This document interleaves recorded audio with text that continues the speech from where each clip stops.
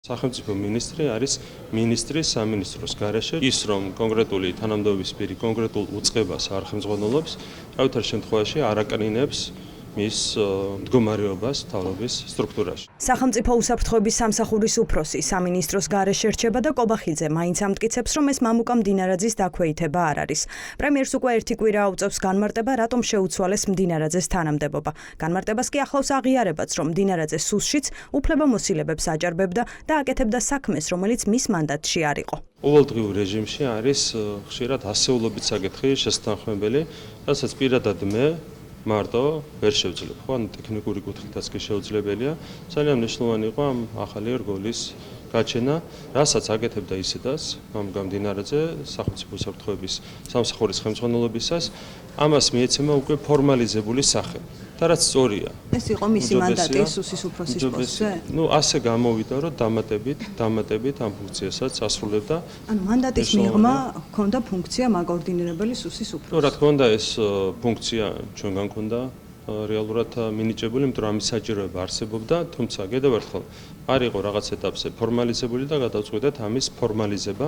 დასრულდა თუ არა სამთავრობო ცვლილებები ამით, კითხვა მაინც აქტუალურია, რადგან პოლიტიკურ წრეებში დადის ხმები, რომ ცვლილება მალე პრემიერის პოსტსაც შეეხება.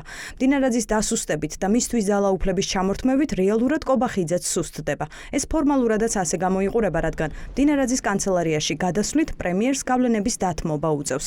ოცნებაში ტრადიციულად არაფერი იციან და გამოცდილება მათ ასწავლა, რომ არც არაფერია გამორიცხული. სამთავრობო ცვლილებები ამოწურულია ამით ამ ეტაპზე, თქვენ როგორ გაქვთ ინფორმაცია? იცით რაიმე? თქვენ ხომ არ იცით? მე არ ვიცი, თქვენ იცით? ჩვენ როგორც ვიგებთ, თქვენამდეც ხომ არ მოდის ხმები, რომ შეიძლება გაგრძელდეს ეს პროცესი? ჭორებს გაანებათ თავი და ცვლილებები ხდება ყველგან ცხოვრებაში, ყოველდღიურად ხდება ცვლილებები, ამიტომ როდესაც იქაც მოხდება, პარლამენტში პრემიერის ცვლილებაზე ხომ არ გაგიგიათ რაიმე?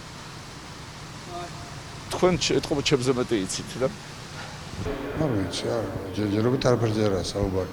სამთავრობო ცვლილებები რაც მოხდა, იცით, თქვენ დავა ახალი ინსტიტუტი შემოვიდა, კოორდინაციას გააკეთებს სამართალდაცვის სისტემის, რომელიც ბატონი მამუკა უხელმძღვანელებს. ეს არის ჯერჯერობით იცით ცვლილებების შესახებ და ეს არის ჯერჯერობით მეტი არაფერი. და როგორ ხდება შეგიძლიათ აგვიხსნათ პრაქტიკა, ანუ უმრავლესობამ იცით ხოლმე წინასწარ სამთავრობო ცვლილებების შესახებ? რა თქმა უნდა, ჯერჯერობით ჩვენ ვიხილავთ ყოველივე.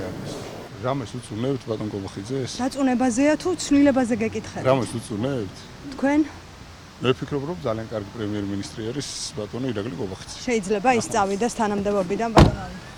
მე ველოდები მედიისგან უღროდის მოვა ჩემამდე ამბავი. თორე ჩვენ ზედა თქვენი გევთხოვთ. პრემიერთან დაკავშირებით რაიმე ხომ არ გაგიგიათ? თვითონ ირაკლი კობახიძეს. თუმცა არიან ისეთებიც, ვინც ირაკლი კობახიძის ცვლილების შანსი გამორიცხა. არადა მედიაში ვრცელდება ინფორმაცია, რომ ბიძინა ივანიშვილი პრემიერის პოსტზე კადრებს უკვე არჩევს.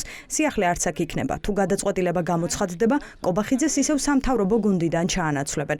ერთ-ერთი ვერსიით შესაძლოა მომავალ პრემიერად ივანიშვილი ქალ მინისტრს ხედავდეს. არავითარი სხვა ინფორმაცია, რაიმე სხვა მოსალოდნელი სამთავრობო ცვლილებების შესახებ მე არ გამაჩნია. სამთავრობო ცვლილებები თქვენი აზრით ამოწურულია ახლა თუ კიდევ შეიძლება გაგრძელდეს? ჩემი აზრით ამოწურული. შეიძლება პრემიერი შეიცვალოს ამას გამო. არანაირი საფუძველი არ არსებობს მაგის. ქალი პრემიერი შეიძლება ყავდეს ბატონო. ბატონო? ქალი პრემიერი ხომ არ შეიძლება ყავდეს? 20 წელიწადში, 10 წელიწადში.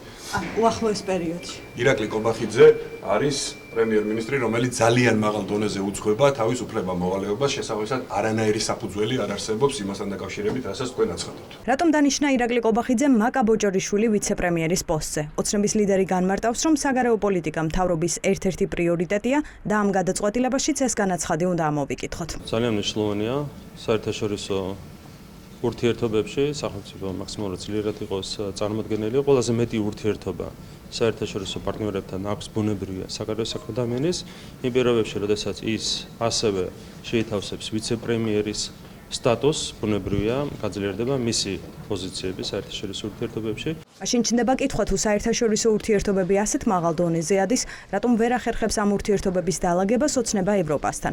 ევროკავშირის ლიდერები რამდენიმე დღეში სომხეთში ჩავლენ. უკვე დიდი ხანია თვალშისაცემია, რომ მეზობელი სახელმწიფო რეგიონის მიმზიდველ ქვეყნად იქცა და დასავლეთიდან ერევანს სპეციალური ვიზიტებით სტუმრობენ. ახლა სომხეთის ისტორიაში პირველად დედაქალაქი ევროკავშირის სამიტს უმასპინძლებს. იქ ურსულა ფონ დერ ლაიენს და სხვა ლიდერებს ელოდებიან. იცნობიან. სამხრეთ კავკასიაში დასავლელი მაღალჩინოსნების ვიზიტები ზოგჯერ ისე სრულდება, რომ ისინი თბილისში არ ჩამოდიან. ახლაც ასე მოხდება. ბაქოს და ერევანს იტალიის პრემიერი ეწვევა, თუმცა ჯორჯა მელონი საქართველოს გვერდსაულის. როგორ მოახერხა სომხეთმა ეს და რატომ ვერ ახერხებს ამას საქართველო? მე მინდა წარმატებები ვუსურვო სომხეთს ყველა მიმართულებით. ეს არის ერთადერთი რა განცხადებაც შემიძლია გავაკეთო სომხეთთან დაკავშირებით, ამის იქით ბუნებრივია არავითარ კომენტარს. როგორ ახერხებს სომხეთი ბატონო ირაკლი და ჩვენ ვერ ვახერხებთ ამას? მე მინდა არ მინდა ამ ყველაფერში შევიდე, არ მინდა ერთმანეთს შევადარო საქართველო და სომხეთი.